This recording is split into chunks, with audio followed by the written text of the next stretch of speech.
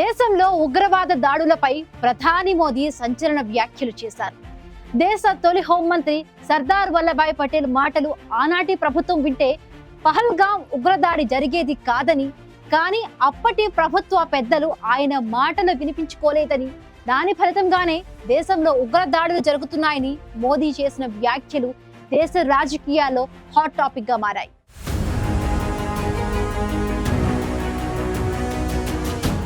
జమ్మూ కాశ్మీర్లోని పెహల్గాంలో పర్యాటకులే లక్ష్యంగా ఉగ్రవాదులు జరిపిన కాల్పుల్లో 26 మంది ప్రాణాలు కోల్పోయారు. పెహల్గాం ఉగ్రదాడికి ప్రతీకారంగా భారత్ ఆపరేషన్ సింధూర్ పేరిట దాడులు చేస్తుంది. పాక్లోని ఉగ్ర స్థావరాలు, సైనిక స్థావరాలు, ఎయిర్బేస్లపై భారత్ తీవ్ర స్థాయిలో దాడులు జరిపింది. ఉగ్రదాడికి ప్రతీకారంగా పాక్ను భారత్ దెబ్బకు దెబ్బతీసింది. అయితే దేశంలో తరచుగా జరుగుతున్న ఉగ్రదాడులు ఆందోళనకరంగా మారాయి. పాకిస్తాన్ ఉగ్రవాదులకు ఆశ్రయం కల్పిస్తూ ఉగ్రదాడులను ఉసిగొల్పుతోంది. పాక్లోని ఉగ్రవాదులతో భారత్కు ముప్పు పొంచింది. సీమాంతర ఉగ్రవాదాన్ని ఎగదోస్తున్న పాక్ మన దేశంలో ఉగ్రదాడులను ఉసిగొల్పుతోంది. మన దేశంలో జరుగుతున్న ఉగ్రవాద దాడులపై ప్రధాని మోదీ సంచలన వ్యాఖ్యలు చేశారు.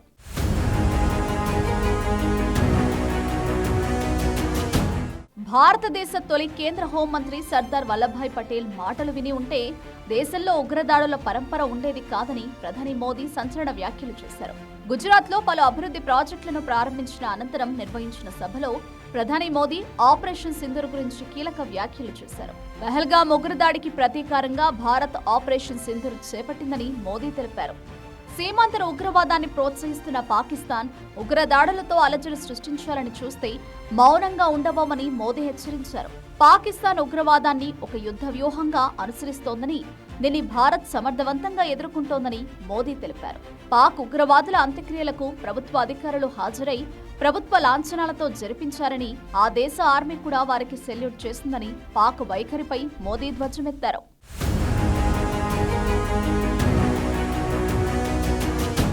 ఉగ్రవాదం అనేది పరోక్ష యుద్ధం కాదని, పాకిస్తాన్ యుద్ధ వ్యూహమని ఇది రుజువు చేస్తుందని పేర్కొన్న మోదీ దానికి తగినట్లే స్పందిస్తామన్నారు.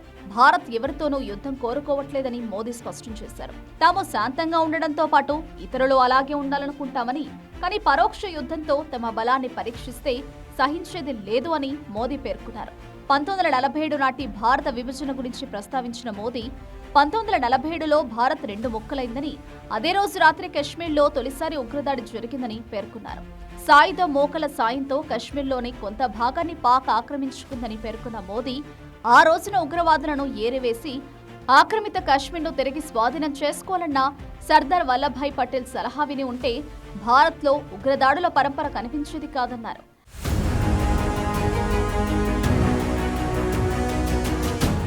పాక్ ఆక్రమిత కశ్మీర్ను భారత్ తిరిగి స్వాధీనం చేసుకునే వరకు సైన్యం దాడులు ఆగకూడదని పటేల్ కోరుకున్నారని, కానీ పటేల్ మాటలను అప్పటి ప్రభుత్వం పట్టించుకోలేదని మోదీ విమర్శించారు.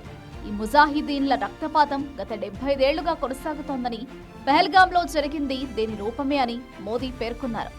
భారత సైన్యం ప్రతిసారి పాకిస్తాన్ని ఓడించిందని, భారత్పై గెలవలేమనే విషయం పాకిస్తాన్కి అర్థమైందన్నారు. భారత్కి వ్యతిరేకంగా రాష్ట్రేతర శక్తులు నిర్వహిస్తున్నది ప్రాక్సీ యుద్ధం కాదు, ఇది పాకిస్తాన్ బాగా ప్లాన్ చేసిన యుద్ధమని ప్రధాని మోదీ అన్నారు. అయితే దీనిపై కాంగ్రెస్ ధీటుగా స్పందించింది.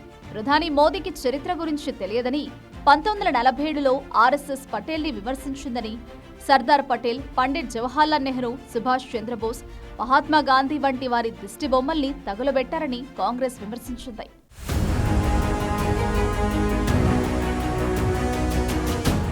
దేశంలో ఉగ్రదాడులకు పాల్పడే వారిని ఎట్టి పరిస్థితుల్లోనూ ఉపేక్షించేది లేదని ప్రధాని మోదీ ఇప్పటికే తేల్చి చెప్పారు. పెహల్గాం ఉగ్రదాడికి ప్రతీకారంగా భారత్ చేపట్టిన ఆపరేషన్ సింధూర్ దెబ్బకు పాక్లోని కీలక ఉగ్ర స్థావరాలు, సైనిక స్థావరాలు, ఎయిర్ బేస్లు తీవ్రంగా దెబ్బతిన్నాయి. ఆపరేషన్ సింధూర్ పేరిట పాక్ పై క్షిపణులు, డ్రోన్లతో దాడులకు పాల్పడిన భారత్ సింధు జలాల ఒప్పందం అమలును నిలిపివేసి పాక్ను నీటి సమస్యను మరింత పెంచుతోంది. భారత్ ఇప్పటికే పాక్తో దౌత్య వాణిజ్య సంబంధాలను తెంచుకుంది.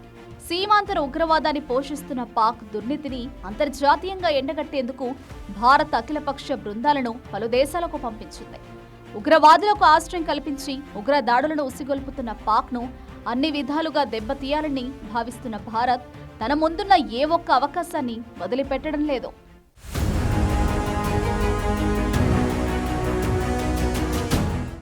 ఉగ్ర దాడులతో భారత్లో అశాంతిని సృష్టించాలని ప్రయత్నిస్తే మౌనంగా ఉండబోవని ప్రధాని నరేంద్ర మోదీ పాక్ను హెచ్చరించారు.